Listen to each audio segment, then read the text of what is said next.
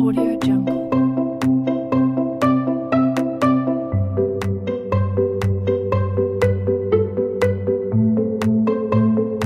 Audio Jungle.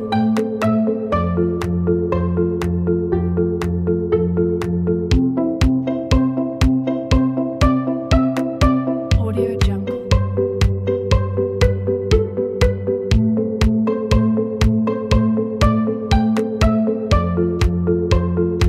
Audio Jungle. Bismillahirrahmanirrahim. Assalamualaikum warahmatullahi wabarakatuh. Baik, kita belajar pendidikan kewarganegaraan SMA kelas 10. Kita masuk pada pokok bahasan bab 6, yakni Persatuan dan Kesatuan Bangsa dalam Negara Kesatuan Republik Indonesia. SMA IT Ikro Kota Bengkulu bersama Ustazah Ira. Jadi pada pokok bahasan ini adapun tujuan pembelajarannya, yakni yang pertama kita bersyukur kepada Allah Subhanahu wa taala atas nilai-nilai persatuan dan kesatuan bangsa yang telah Allah berikan kepada kita semua. Kemudian kita diharapkan bersikap proaktif dalam menerapkan nilai-nilai apa saja yang menjadikan persatuan dan kesatuan bangsa kita. Kemudian kita identifikasi faktor pendorong maupun faktor penghambat dari persatuan bangsa dan kita sajikan identifikasi kita mengenai faktor pendukung itu. Kita lihat gambar berikut ini, kita diskusikan makna apa yang terkandung dalam gambar tersebut. Kita lihat di situ ada pulau, di situ ada laut. Yang maknanya adalah negara kita negara yang terdiri dari wilayah darat dan laut. Artinya apa? Luasnya wilayah kita ini membentuk kita negara yang majemuk. Artinya kita beda ras, beda suku, bahasa, budaya, dan lain sebagainya. Jadi makna persatuan dan kesatuan bangsa, yang pertama hakikat persatuan dan kesatuan bangsa itu sendiri. Persatuan dan kesatuan adalah bersatunya berbagai bangsa dengan yang memiliki perbedaan suku tadi, bahasa maupun adat istiadat yang mendiami wilayah Indonesia menjadi satu kebulatan utuh dan serasi. Jadi karena adanya perbedaan bahasa, bahkan warna kulit itu bukan menjadi hambatan, tapi malah itu menjadi persatuan untuk kita.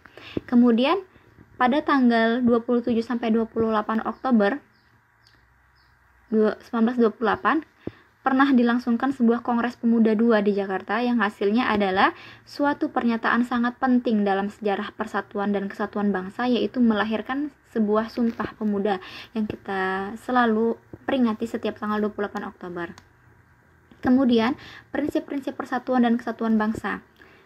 Yang pertama adalah Bhinneka Tunggal Ika. Ini semboyan kita, berbeda-beda namun tetap satu. Yang kedua, sikap nasionalisme. Yang ketiga, kebebasan yang bertanggung jawab. Yang keempat, wawasan Nusantara. Yang kelima, semangat persatuan untuk mewujudkan cita-cita proklamasi.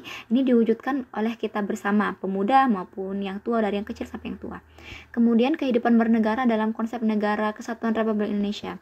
Dalam Undang-Undang Dasar Negara Republik Indonesia tahun 1945, pasal 1 ayat 1 dinyatakan bahwa negara Indonesia adalah negara kesatuan yang berbentuk republik.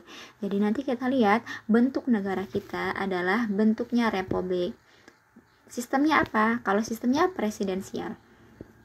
Ini sistem pemerintahannya ya. Kita bahas sebelum perubahan undang-undang.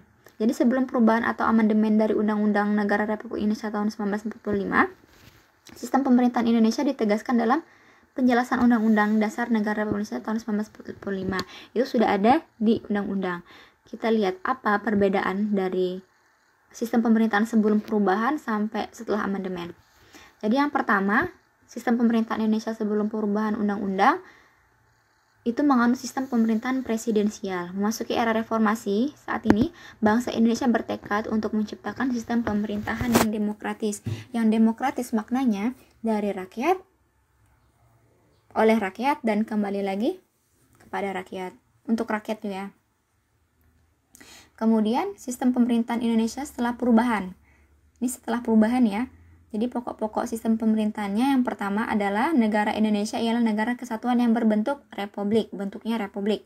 Yang kedua, Majelis Permusyawaratan Rakyat terdiri atas anggota Dewan Perwakilan Rakyat dan anggota Dewan Perwakilan Daerah yang dipilih melalui pemilihan umum. Jadi MPR, DPR itu juga dipilih oleh pemilu, dilakukan oleh pemilu.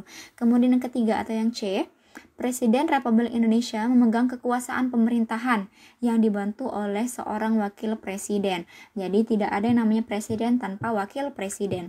Kemudian yang keempat atau yang D, presiden atau wakil presiden dapat diberhentikan dalam masa jabatannya oleh MPR atau atas usul DPR, Dewan Perwakilan Rakyat. Kemudian yang kelima atau yang ke-E, presiden tidak dapat membekukan dan atau membubarkan DPR. Tidak bisa ya. Terus yang F, presiden dibantu oleh menteri-menteri negara. Menteri-menteri itu diangkat dan diberhentikan oleh presiden. Jadi menjadi hak prerogatif presiden untuk memilih bahkan memberhentikan menteri-menteri yang dianggap itu kurang layak. Kemudian yang G-nya, Negara Kesatuan Republik Indonesia dibagi atas daerah-daerah provinsi. Jadi ada berapa provinsi? 34 ya. Kemudian yang H, Dewan Perwakilan Rakyat memegang kekuasaan untuk membentuk undang-undang. Jadi siapa yang membuat undang-undang? DPR. DPR itu kemarin apa? Lembaganya? Lembaga legislatif. Kita lanjut lagi. Yang selanjutnya adalah ke-I, kekuasaan kehakiman atau yudikatif. Yang sering kita dengar ya, dilakukan oleh sebuah Mahkamah Agung dan badan peradilan yang berada di bawahnya. Jadi masalah kehakiman, peradilan itu adanya di yudikatif atau kalau lembaga tertingginya kita sebut dengan Mahkamah Agung.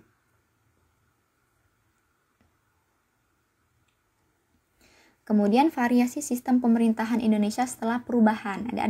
Ada bervariasi, maksudnya dari yang sebelum ke sesudah. Perubahan baru dalam sistem pemerintahan Indonesia antara lain adanya pemilihan secara langsung. Kemudian sistem bikameral DPR dan DPD, mekanisme checks and balance, serta pemberian kekuasaan yang lebih besar kepada DPR untuk melakukan pengawasan dan fungsi anggaran. Kemudian persatuan dan kesatuan bangsa, kita ini faktor pendorong ya, dan penghambat persatuan dan kesatuan. Persatuan itu merupakan suatu hal yang sangat penting bagi perjalanan dan masa depan bangsa Indonesia. Jadi kita lihat apa faktor pendorong dan bahkan penghambat dari persatuan dan kesatuan itu sendiri.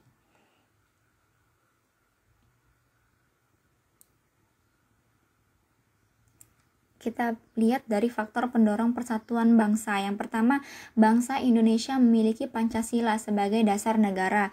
Jadi ini sebagai faktor pendorong ya, karena kita punya falsafah atau dasarnya.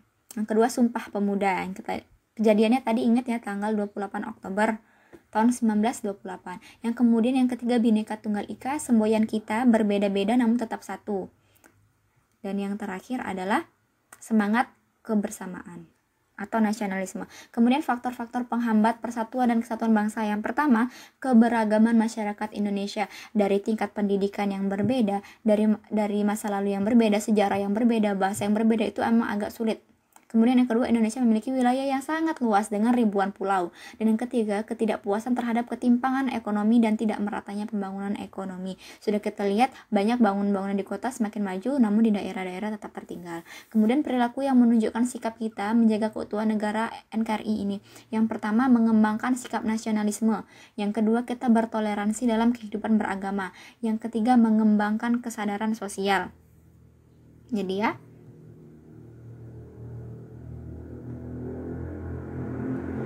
selanjutnya, kita saling menghargai semua budaya yang terdapat di dalam masyarakat kita ini. Jangan saling menjatuhkan, jangan saling mengejek. Karena budaya kita berbeda. Kemudian yang kelima, menyelesaikan konflik dengan akomodatif.